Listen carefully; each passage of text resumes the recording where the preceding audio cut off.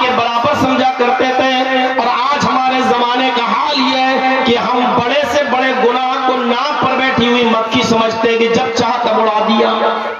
بڑے سے بڑا گناہ، فرق کیا ہے ہماری اور ان کی سوچ میں؟ صحابہ چھوٹے سے چھوٹے گناہ کو بھی معمولی نہیں سمجھتے تھے، بہت بڑا پہاڑ تصور کرتے تھے یہ مجھ سے کیا ہو گیا.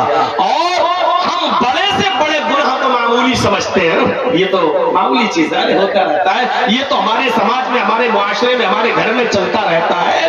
میرے بھائیوں، وہ بڑے سے بڑے چھوٹے سے چھوٹے گناہ کو پہاڑ سمجھتے ہیں، وبال سمجھتے تھے، اور ہم بڑے سے بڑے گناہ کو بھی حقیر سمجھتے ہیں. اللہ کے نبی جناب محمد رسول اللہ صلی اللہ علیہ وسلم نے فرمایا فاتقوا النار ولو بشق تمرہ. بخاری شریف کی حدیث کے اس ٹکڑے پر غور کرو. فرمایا کہ فاتقوا اللہ فاتقوا النار ولو بشق تمرہ. اے لوگوں، تم جہنم سے اپنے آپ کو بچاؤ، جہنم کی آگ سے بچنے کی فکر کرو، اپنے آپ کو جہنم سے بچاؤ. اور ایک معمولی سی چیز بتائی ہے، ولو بشق تمرہ، اگرچہ تمہیں کھجور کا ایک چھوٹا سا ٹکڑا ہی صدقہ کرنا پڑے، خیرات کرنا پڑے، غریبوں کو دینا پڑے، تو تم اس صدقے کو بھی کرو. یعنی تمہارے گھر میں بہت کچھ نہیں ہے صدقہ کرنے کے لیے، تو تم کھجور کا ٹکڑا ہی اللہ کی راہ میں صدقہ کر کے اپنے آپ کو جہنم کی آگ سے بچاؤ. غور کرو میرے بھائیوں، ہم بہت بڑے بڑے کبیرہ گناہ کر جاتے ہیں اور کوئی فرق نہیں پڑتا ہماری زندگی کے اوپر. ہم بڑے سے بڑے گناہ کر لیتے ہیں لیکن ہمیں ندامت اور شرمندگی نہیں ہوتی ہے اپنے گناہوں پر. کتنی بڑی بڑی خطائیں اور غلطیاں ہم سے ہو جاتی ہیں لیکن نادم ہونے کا ہم نام نہیں لیتے ہیں. فاتقوا اللہ ولو بشق فاتقوا النار ولو بشق تمرہ. بخاری کی اس روایت پر غور کریے، کھجور کے ٹکڑے کو. حضرت عائشہ صدیقہ کا واقعہ اٹھائیے، مسلم شریف کی حدیث ہے. حضرت عائشہ فرماتی ہے کہ جاءتنی سائلہ ومعها صبیان، کی ایک مانگنے والی میرے پاس آئی اور اس کے پاس دو چھوٹے چھوٹے بچے تھے، میرے پاس کچھ نہیں تھا، ایک کھجور تھی، میں نے وہ کھجور اس عورت کو دے دیا. اس عورت نے اس کھجور کے دو ٹکڑے کیے، آدھا اس بچے کو دے دیا اور آدھا اس بچے کو دے دیا. یعنی ایک کھجور تھا حضرت عائشہ کے پاس. مسلم شریف کی حدیث کہتی ہے، اور حضرت عائشہ کہتی ہے کہ میں نے اس مانگنے والی کو وہ کھجور دے دیا، اس نے اس کھجور کے دو ٹکڑے کر کے آدھا اس بچے کو اور آدھا اس بچے کو دے دیا. تو کسی بھی نیکی کو حقیر مت سمجھو. آپ کو چیز بتاؤں، حضرت ابوبکر صدیق رضی اللہ تعالیٰ عنہ کا دور خلافت تھا. خلیفہ سمجھ رہے ہیں؟ ہمارے زمانے میں گویا کہ آپ سمجھ لو اس وقت جیسے نتیش چیف منسٹر ہیں، جیسے یو پی میں یوگی چیف منسٹر ہے، ایسے ہی حضرت ابوبکر صدیق اس علاقے کے خلیفہ تھے، پورے علاقے کے. اور ان کے دور خلافت میں رات کے اندھیرے میں حضرت عمر فاروق رضی اللہ تعالیٰ عنہ ایک جھونپڑی میں گھر میں جایا کرتے تھے. اس گھر میں ایک اندھی اور نابینا عورت رہا کرتی تھی. اس اندھی اور نابینا عورت کے پاس جا کر اس کے گھر میں برتن مانج دیا کرتے تھے، اس کے گھر میں جھاڑو لگا دیا کرتے تھے اور اس کے گھر میں کھانا بنا دیا کرتے تھے. اس کے گھر میں گئے برتن مانج دیے، اس کے گھر میں گئے اس عورت کے بوڑھی عورت کے کپڑے دھل دیے اور اس کے گھر میں جو مٹی دھول آئی اس پر جھاڑو لگا دی. حضرت عمر رات کے اندھیرے میں اس لیے جایا کرتے تھے کہ میری یہ نیکی، میرا یہ اچھا کام کسی اور کو معلوم نہ ہو جائے. ایک دن فجر کی نماز پڑھنے کے بعد جاتے ہیں تو کیا دیکھتے ہیں کہ اس بوڑھی عورت کے گھر میں کسی نے جھاڑو لگا دی ہے، کسی نے برتن مانج دیے ہیں، کسی نے اس بوڑھی عورت کے کپڑے دھل دیے ہیں. پوچھا اس عورت سے، ماں یہ کون آیا تھا تمہارے گھر پہ؟ کہا بیٹا مجھے تو نہیں معلوم، میں تو سمجھ رہی تھی کہ تم ہی آئے ہو اور تم ہی یہ کام کر رہے ہو، تم نہیں تھے؟ کہا نہیں ماں میں نہیں تھا. کہا میں تو اندھی ہوں مجھے نہیں معلوم. حضرت عمر دوسرے دن فجر کی نماز سے پہلے گئے، کیا دیکھتے ہیں کہ پھر بھی اس کے گھر میں جھاڑو لگ چکی ہے، برتن اس عورت کے منج چکے ہیں، اس عورت کے کپڑے دھلے ہوئے ہیں. حضرت عمر نے کہا اس کا مطلب مجھ سے بھی پہلے کوئی آتا ہے اور کپڑے دھل دیتا ہے، برتن مانج دیتا ہے، جھاڑو لگا دیتا ہے. ایک دن تہجد کی نماز کے وقت پہنچے کہ دیکھیں آخر معاملہ کیا ہے. تو کیا دیکھتے ہیں کہ تہجد کی نماز کے وقت جب نکلتے ہیں تیسرے حصے میں تو کیا دیکھتے ہیں تب بھی جھاڑو لگی ہوئی ہے، برتن منجے ہوئے ہیں اور کپڑے دھلے ہوئے ہیں۔ اب انہوں نے کہا کہ پتہ لگاؤ عمر یہ تمہارا کام کون کر جاتا ہے؟ تو ایک دن چھپ گئی رات کے اندھیرے میں کہ دیکھیں آخر آتا کون ہے۔ عشاء کے بعد سے چھپے، البدایہ والنہایہ پڑھی حافظ ابن کثیر کی، اور لکھتے ہیں وہ تاریخ خطیب پر، یہ خطیب بغدادی کی، میرے بھائیوں لکھتے ہیں کہ حضرت عمر فاروق رضی اللہ تعالیٰ عنہ نے چھپ کر دیکھنا چاہا، لیکن اندھیرے میں کسی آدمی کو دیکھا جو آ رہا ہے اور اسی جھونپڑی میں گھستا ہے، لیکن پہچان نہیں پائے۔ عمر اس کے دروازے پر کھڑے ہو گئے، جب جھاڑو لگا کر برتن مانج کر کپڑے دھل کر یہ آدمی باہر نکلا تو حضرت عمر نے پکڑ لیا، کون ہے آپ؟ یہ میرا کام آپ کئی دنوں سے کر رہے ہیں، جو کام میں نے رات کے اندھیرے میں اس لیے کیا تھا تاکہ کسی کو پتہ نہ چلے اور یہ نیکی میرے رب کے علاوہ کوئی نہ جانتا ہو، اور یہ کام آپ کرنے لگے۔ چہرہ کھولیے۔ جب ضد کی اور انہوں نے چہرہ کھولا تو پتا چلا یہ کوئی اور نہیں، اسی زمانے کے خلیفۃ المسلمین حضرت ابو بکر صدیق رضی اللہ تعالیٰ عنہ ہیں، جو حضرت عمر فاروق سے بھی پہلے یہ کام کر کے چلے جا رہے ہیں۔ خلیفہ ہیں اور کہہ لو چیف منسٹر ہیں میرے بھائیوں، لیکن حضرت عمر فاروق سے بھی پہلے کام۔ کسی بھی نیکی کو یہاں تک کہ جھاڑو لگانے کو بھی حقیر مت سمجھو۔ کسی کے غریب کے گھر میں اگر کوئی اپاہج ہے، کوئی کمزور ہے، تو اس کے گھر میں جا کر اس کی یہ سیوا کر دینا اور خدمت کر دینے میں بھی کوئی برائی نہیں، اس نیکی کو حقیر مت سمجھو۔ اللہ کے نبی صلی اللہ علیہ وسلم نے فرمایا، اے عورتوں کی جماعت، تم پڑوسیوں کا خیال رکھو، اگر تمہارے پاس کچھ نہیں ہے تو تم اپنے پڑوسیوں کے گھر میں صدقہ و خیرات کرو، ان کو دو، اگرچہ بکری کا کھر ہی کیوں نہ ہو۔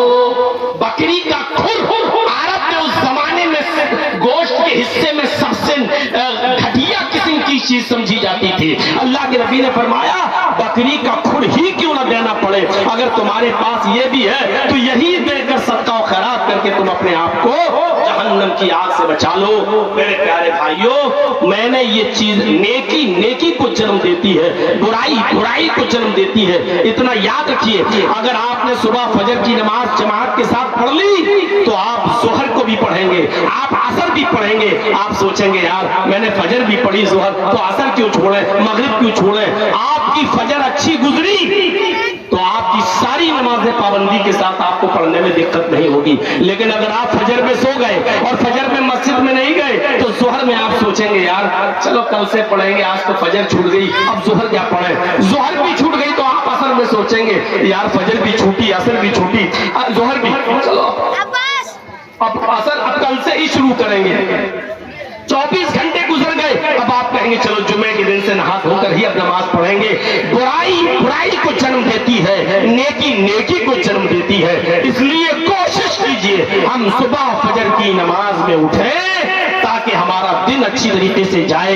یاد رکھیے گا اللہ رب العالمین نے دنیا کے اندر اگر کوئی بیماری اتاری ہے تو یہ بھی یاد رکھیے کہ اس کا علاج بھی اللہ رب العالمین نے اتارا ہے۔ اگر آپ کو بخار آتا ہے تو پیراسیٹامول یا ڈولو آپ لے کر اپنے بخار کو ختم کر لیتے ہیں۔ اگر آپ کو کوئی الرجی ہے تو آپ مونٹار سٹیزن وغیرہ لے کر اپنی الرجی کو ختم کرتے ہیں۔ دنیا میں اگر آپ کو بیماری ہے تو اس کا علاج بھی اللہ رب العالمین نے اتارا ہے۔ انسان ہونے کے ناطے ہم سے گناہ بھی ہوں گے، کیونکہ یہی تو انسان کا کمال ہے کہ اس سے گناہ بھی ہو۔ آپ یہ سوچیں کہ ہم سے کوئی گناہ ہی نہ ہو تو ایسا ہو ہی نہیں سکتا۔ کیوں؟ اللہ نے ہمارے اندر یہ صلاحیت رکھی ہی نہیں ہے کہ ہم گناہ نہ کریں۔ اللہ نے ہمارے اندر دونوں صلاحیتیں رکھی ہیں، نیکیاں کرنے کی بھی اور گناہ کرنے کی بھی۔ اور اللہ کو ایسی مخلوق کی ضرورت تھی، صرف نیکی کرنے والے لوگوں کی ضرورت نہیں تھی، نیکی کرنے والی مخلوق تو اللہ کے پاس پہلے سے موجود تھی۔ آپ تھوڑا سا ادھر توجہ دیں، نیکی کرنے والی مخلوق تو اللہ کے پاس پہلے سے موجود تھی، فرشتے، اس لیے کہ وہ گناہ نہیں کرتے ہیں، ان سے خطائیں نہیں ہوتی ہیں۔ تو جب فرشتے گناہ نہیں کرتے تو اللہ نے پھر انسانوں کو پیدا کیوں کیا؟ ارے عبادت کرنے والے فرشتے تو موجود تھے، پھر اللہ نے پیدا کیوں کیا؟ اللہ کو ایسی مخلوق کی ضرورت تھی جو دنیا میں آنے کے بعد دونوں صلاحیتوں سے مزین ہو، جو گناہ بھی کرے اور نیکیاں بھی کرے، اور دونوں صلاحیتیں دے کر اللہ تعالیٰ نے انسان کو بھیجا ہے۔ اور اس کی دلیل قرآن میں موجود ہے، فَأَلْهَمَهَا فُجُورَهَا وَتَقْوَاهَا۔ قرآن کی اس آیت پر غور کرو، کتنی بڑی بات کہی اللہ رب العالمین نے۔ بچوں بیٹھ جاؤ، کیا کہا اللہ نے؟ فَأَلْهَمَهَا فُجُورَهَا وَتَقْوَاهَا۔ ہم نے انسان کے اندر فسق و فجور یعنی گناہ کرنے کی صلاحیت بھی رکھی ہے، وہ تقواہا اور گناہوں سے بچنے کی صلاحیت بھی ہم نے انسان کے اندر رکھی ہے، اور یہی انسان کا کمال ہے۔ ساری طاقتیں ہونے کے باوجود، گناہ کرنے کی صلاحیت ہونے کے باوجود، گناہ کرنے کے مواقع ہونے کے باوجود، گناہ کی آزادی کے باوجود اپنے آپ کو گناہوں سے بچا لینا، یہ انسان کا سب سے بڑا کارنامہ ہے۔ فرشتے گناہ نہیں کرتے اس لیے کہ ان سے گناہ ہو ہی نہیں سکتے۔ اگر فرشتے گناہ نہیں کرتے تو اس میں کوئی کمال نہیں ہے، ان سے گناہ ہو ہی نہیں سکتا۔ کوئی خوبصورت لڑکی مارکیٹ میں جا رہی ہے، اسکرٹ پہنی ہے، شارٹ کپڑے پہنے ہوئے ہے، ایک اندھا بازار میں گزر رہا ہے اور وہ اندھا اس لڑکی کو نہیں دیکھ رہا ہے، تو ذرا بتائیے اس میں اس اندھے کا کیا کمال ہے؟ بھئی اندھا تو دیکھ ہی نہیں پاتا ہے نا۔ کمال تو یہ ہے کہ ایک نوجوان لڑکا، اس کی نظر لڑکی پر پڑتی ہے، اس کے حسن و جمال پر پڑتی ہے، اس کے شارٹ کپڑوں پہ پڑتی ہے، اور پہلی نظر پڑنے کے بعد وہ اپنی نظر کو نیچے کر لیتا ہے، نیچے، اور اپنے آپ کو اس لڑکی کے شر و فتنے سے بچا لیتا ہے، باوجود اس کے کہ اس کو دیکھنے سے کوئی نہیں روک رہا ہے۔ میرے بھائیوں، یہ کمال ہے کہ آنکھوں میں روشنی تھی، دیکھنے کی طاقت بھی تھی، دیکھنے پر کوئی پابندی بھی نہیں تھی، یہ چاہتا اس کے قریب ہوتا اور اس کے قریب سے گزر کر سیلفی یا فوٹو لے سکتا تھا، ساری چیزوں کی آزادی بھی اس کے پاس تھی، لیکن اللہ کے ڈر سے اس نے اپنے آپ کو روک لیا اور بچا لیا۔ یہ کمال ہے انسان کا۔ تو اللہ نے انسان کو دونوں صلاحیتیں دے کے بھیجا ہے، نیکی کی بھی اور گناہ کی بھی۔ فرشتے گناہ نہیں کرتے تو اس میں کوئی کمال نہیں، کیونکہ ان کو گناہ کرنے کی صلاحیت اللہ نے دی ہی نہیں ہے۔ فرشتے روزہ نہیں رکھتے، اگر فرشتے روزہ رکھتے، اگر روزہ رکھ لے تو کیا میرے بھائیوں کارنامہ ہے، کون سا کمال ہے؟ ارے وہ تو کھاتے پیتے ہی نہیں ہے۔ جب کوئی کھاتا ہی نہیں ہے، کوئی پیتا ہی نہیں ہے، اگر وہ روزہ رکھ لے تو کون سا کمال ہے میرے بھائیوں؟ کمال تو یہ کہ ایک آدمی صبح سحری کرتا ہے اور اس کے بعد صبح صادق سے پہلے سب کچھ کھانا پینا چھوڑ دیتا ہے، پھر دن کے اجالے پہ مزدوری بھی کرتا ہے، اینٹیں بھی ڈھوتا ہے، رکشہ بھی چلاتا ہے، پسینہ بھی بہاتا ہے، ٹھنڈا پانی دیکھتا ہے لیکن پیتا نہیں ہے، بھوک لگتی ہے لیکن برداشت کر رہا ہے، اس لیے کہ اللہ دیکھ رہا ہے۔ ہم نے اللہ کی رضامندی اور خوشنودی کے لیے روزہ رکھا ہے، اور پھر شام کو افطار کرتا ہے۔ تو کمال تو یہ ہے کہ کھانا موجود تھا لیکن نہیں کھایا، پانی موجود تھا لیکن نہیں پیا، اور بھوک لگی تھی لیکن پھر بھی نہیں کھایا۔ میرے بھائیوں، یہ ہے، اس عظمت کو اللہ نے سلام کیا ہے، اسی لیے انسانوں کا درجہ فرشتوں سے بھی بلند بتایا ہے۔ کیوں؟ اس لیے کہ فرشتوں کے اندر گناہ کرنے کی صلاحیت نہیں ہے، اور انسانوں کے اندر گناہ کی صلاحیت بھی ہے، اور طاقت ہونے کے باوجود بھی اپنے آپ کو روک لیتا ہے۔ جانتے ہو اللہ تعالیٰ نے عرش کے سائے میں جو 7 قسم کے لوگوں کو بتایا ہے جن کو عرش کا سایہ ہوگا نصیب، سبعۃ یظلھم اللہ فی ظلہ یوم لا ظل الا ظلہ، امام عادل وشاب نشأ فی عبادۃ اللہ ورجل قلبہ معلق فی المساجد ورجلان تحابا فی اللہ اجتمع علیہ وتفرق علیہ. آگے والا جملہ ورجل طلبته امرأة ذات منصب وجمال فقال انی اخاف اللہ. ان 7 قسم کے لوگوں میں جن کو عرش کا سایہ ملے گا، اللہ کے عرش کے سائے کے علاوہ اس دن کوئی دوسرا سایہ نہیں ہوگا. فرمایا ان میں ایک وہ نوجوان بھی ہوگا جس کو کسی خوبصورت عورت نے برے کام کے لیے بلایا. رجل طلبته، ایک روایت میں ایک میں دعته، جس کو کسی عورت نے برے کام کی دعوت دی، آؤ میرے پاس. رجل دعته امرأة، جس کو کسی عورت نے بلایا اور برے کام کی دعوت دی. اس کے پاس سارے موقع موجود ہیں، ہوٹل میں کمرہ بھی موجود ہے، یا اس لڑکی کے پاس انتظام بھی موجود ہے، وہ بلا بھی رہی ہے، یہ جا بھی رہا ہے، زنا کرنے کا پورا موقع بھی اس کے پاس موجود ہے، لڑکی کی طرف سے پوری آزادی بھی ہے. اور یہ اس کے قریب جانے کے بعد اس عورت کی طرف نظر ڈال کر کہتا ہے انی اخاف اللہ. اے عورت میں تیرے قریب نہیں آؤں گا، اے مجھے دعوت گناہ دینے والی میں تیرے قریب نہیں آؤں گا، میں اللہ سے ڈرتا ہوں. یعنی اللہ کے خوف سے جس نے اس عورت کی دعوت برائی کو ٹھکرا دیا اور اس کے برے کام کی دی ہوئی دعوت کو اپنے پیروں کے جوتے سے رونگ دیا، تو اللہ تعالیٰ ایسے نوجوان کو اپنے عرش کے سائے میں جگہ دے گا. یعنی اس کے پاس ساری طاقتیں تھیں، زنا کرنے پر طاقت تھی، قدرت تھی، ٹائم بھی تھا، عورت کی طرف سے پورا موقع بھی دیا جا رہا تھا اور اس کے پاس سارے موقع بھی تھے، لیکن اس کے باوجود اس نے اپنے آپ کو بچا کر کہا کہ میں اللہ سے ڈرتا ہوں. تو ایسا آدمی قیامت کے دن عرش کے سائے میں ہوگا. فرمایا یا ایھا الذین توبوا آمنوا توبوا الی اللہ توبۃ نصوحا. ایمانو والو یا ایھا الذین آمنوا توبوا الی اللہ توبۃ نصوحا. ایمانو والو اللہ سے خالص اور سچی توبہ کر. توبہ تو سب کرتے ہیں، ہر دعا اللہ ہمارے گناہ کو معاف کر دے، اللہ ہمیں بخش دے، لیکن اللہ نے توبہ نہیں کہا ہے. اللہ نے کہا توبوا الی اللہ توبۃ نصوحا. ایمانو والو توبہ کرو اور خالص سچی توبہ کرو. توبۃ نصوحا کیا ہے سن لیجیے تھوڑا سا.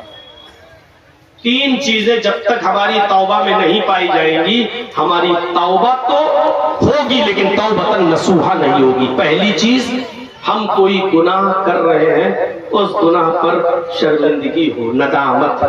پہلی چیز، مثلا شراب پینے جا رہے ہیں اور جیسی شراب پینے کے لیے بیٹھے، نہیں بہت بڑا گناہ ہے، نہیں، یا 2-4 گھونٹ پی لیا، یہ کیا ہوا، شرمندگی ہوا اندر سے، یہ کیا ہوا، یہ شرمندگی اگر آپ کی توبہ میں شامل ہے، شرمندہ ہیں آپ اس گناہ پر، ٹھیک، شرمندگی. پہلی چیز ندامت. یہ 3 چیزیں یاد رکھیے گا، ندامت ہونی چاہیے. اور دوسری چیز، گناہ کرتے وقت گناہ کا خیال آ جائے تو اسی وقت اس گناہ کو چھوڑ دو. مثلا پوا ہاتھ میں ہے، پی رہے ہیں، ایک دم چھوڑ دیا، نہیں غلط ہے، اسی وقت اس کو چھوڑ دیا. ترک گناہ فوراً اسی وقت اس کو ترک بھی کر دو.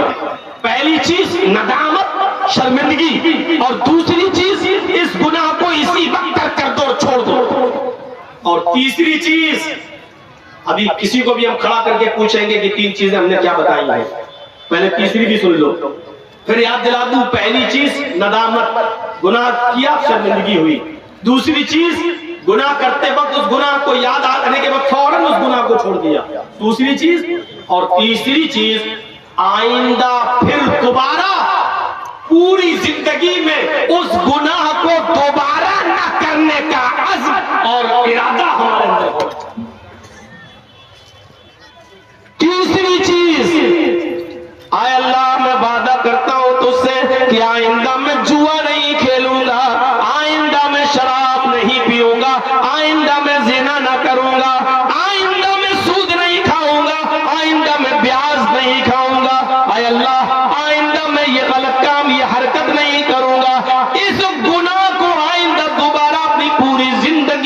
نہ کرنے کا عزم اور حوصلہ بھی ہو. یہ تین چیزیں ہماری دعا میں شامل نہیں ہے تو توبہ ہماری نہیں. اللہ